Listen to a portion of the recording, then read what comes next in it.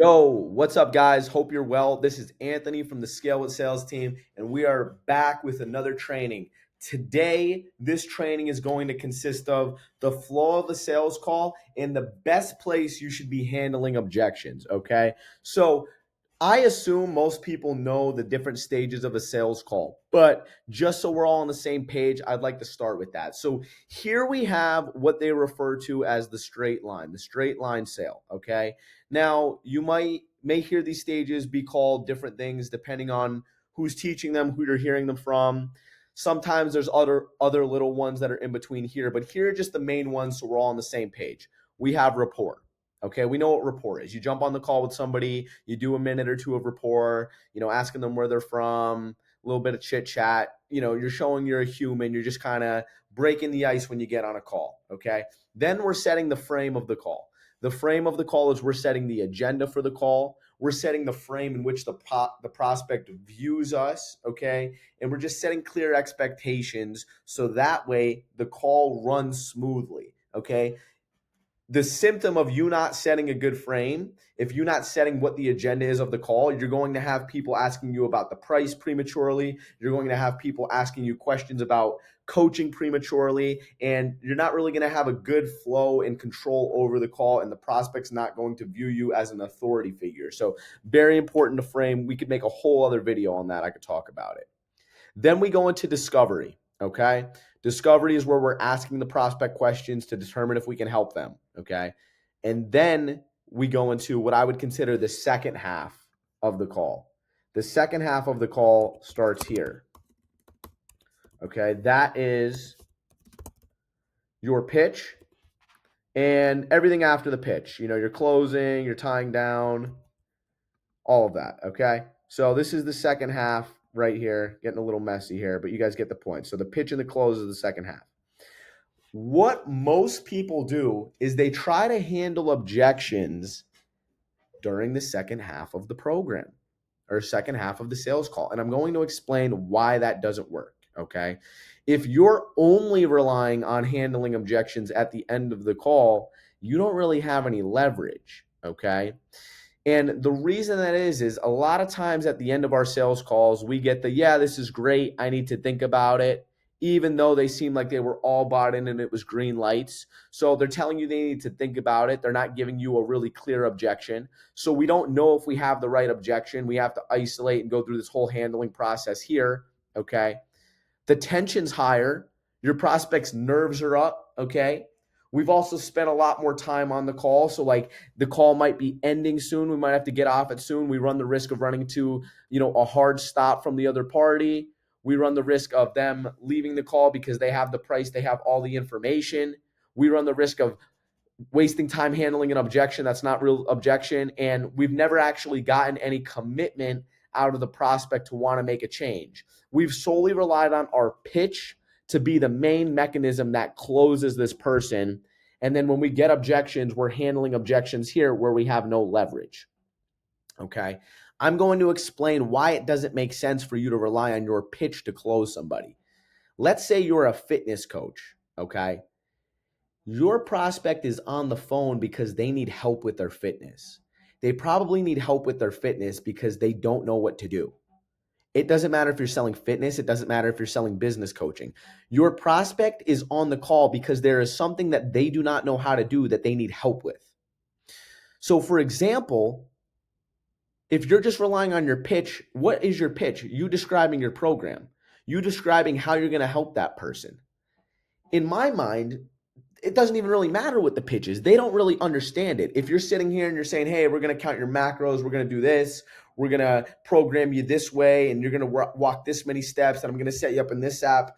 Like, it doesn't really matter what your pitch is. All they're really buying from you is like, can I actually believe this person will help me? Because I don't know what they're talking about. Because the thing is, if they understood how you're going to help you, if they understood, pardon my language, if they understood everything about the way that you're demonstrating that you're going to help them, they wouldn't need your help in the first place because they'd already understand it. They get it.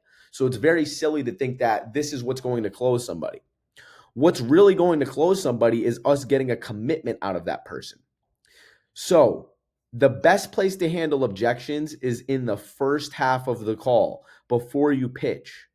So many people come to me and they're like, Anthony, I'm getting this objection. Did you pre-handle it? No. Did you ask about it before you pitched? No. That is step one to handling objections and becoming great at sales is you need to get good at getting objections out early in the call. The truth is the same objection that you get here, if somebody tells you they don't have money, that's the same objection you're going to get here. If you can get somebody to tell you they need their spouse to be on the call for support, that's the same objection you're going to get here. So if you don't spend any time and you don't try to get it here, you're just waiting until you get it here, and it's a lot harder to handle. So if we can get the objection to come out in the first 5 to 10 to 15 minutes of a call before we pitch and present a solution, that's really good because now we can handle it. What we can do to handle it, it depends on what it is.